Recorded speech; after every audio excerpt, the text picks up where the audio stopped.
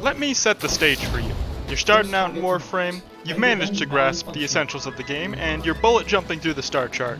But then, look at this. A mod. Not any ordinary mod either. A mod that sets your sword on fire. There's a mod for ice as well, but that's lame. Nobody uses ice. So you roll up to Thebe to smack some corpus around. Oh, what's this? It says you're supposed to do about 133.2 damage to the enemy here, but you're actually only dealing 176 damage. So then maybe you use the ice mods as well, and you can kind of have a fire ice blade and get the best of both worlds. But then, okay, what the heck? Warframe's damage types can at first be confusing, convoluted, baffling, perplexing, and some may even say the game could do a better job explaining. Fortunately, I'm here, the one true, only existing source of information pertaining to the free-to-play Canadian-developed third-person shooter known as Warframe, so I can help you out there. Every weapon in Warframe deals damage, one of the notable exceptions being the Stradivar, and that damage consists of one, or in most cases several, damage types. And the key thing to take away from damage types is that each type of damage has its own unique effect, or proc, the chance of which applying is determined by its status chance value. Additionally, different enemies resist different types of damage, and are weaker to others. Think of your various damage types like Pokemon types. You've got fire, electric, gas, magnets, bleeding, radiation. The first types of damage are the physical damage types: slash, puncture, and impact. These damage types represent the physical damage and harm coming from your bullets, swords, hammers, and energy launchers. Neat. As an example of damage types dealing more damage, the impact damage you get from swinging your hammer around at 70 miles per hour is able to somehow overpower technologically advanced energy shields through brute force alone, doing up to 50% bonus damage.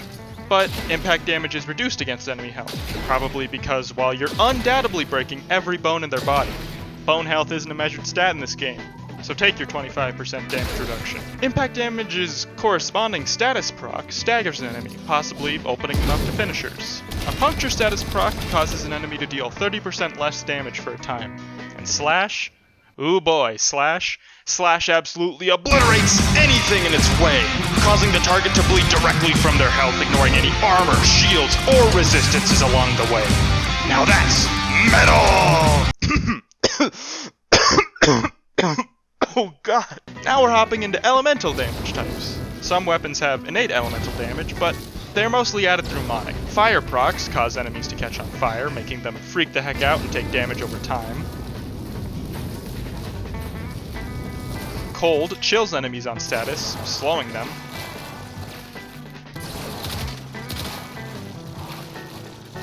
Electric status procs causes a chain of lightning to hit other nearby enemies. Toxin poisons enemies, causing damage over time.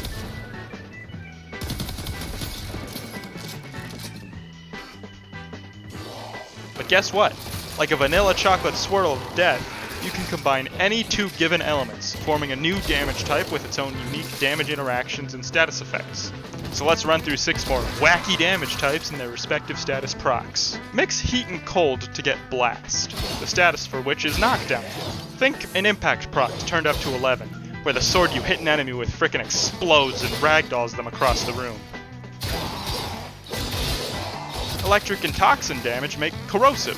When you get a corrosive proc, part of the enemy's armor gets liquidated, reducing their total armor value by 25%. Corrosive affects Tenno in the same way, but it only lasts for a few seconds before your armor gets restored. Either way, try and stay clear of the acid loogies these little devils pop out. Heat and toxin make gas. Gas's status effect causes a cloud to form on impact, which covers a small area and deals toxin damage, not gas damage, to enemies in the cloud, ending with 1 toxin proc. Cold and electric damage make magnetic. Magnets make Malign Moa's shields short circuit, ending enemy encroachment. Magnetic procs reduce enemy shields by 25% for a few seconds.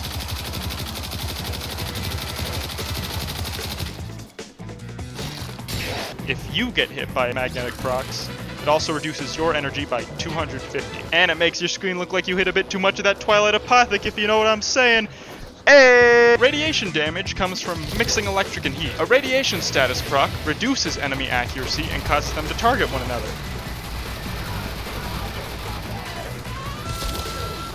It also enables friendly fire for Tenno and— oh god, Ash, no! And finally, viral damage comes from Toxin and Cold.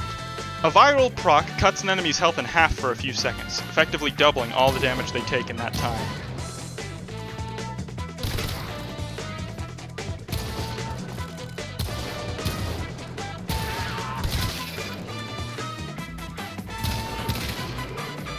And that's where the conventional damage types end. There are a few others, but they aren't nearly as common, and exist either for gameplay mechanics or involve spoilers. And anyways, you can't get them on your weapons. Yet.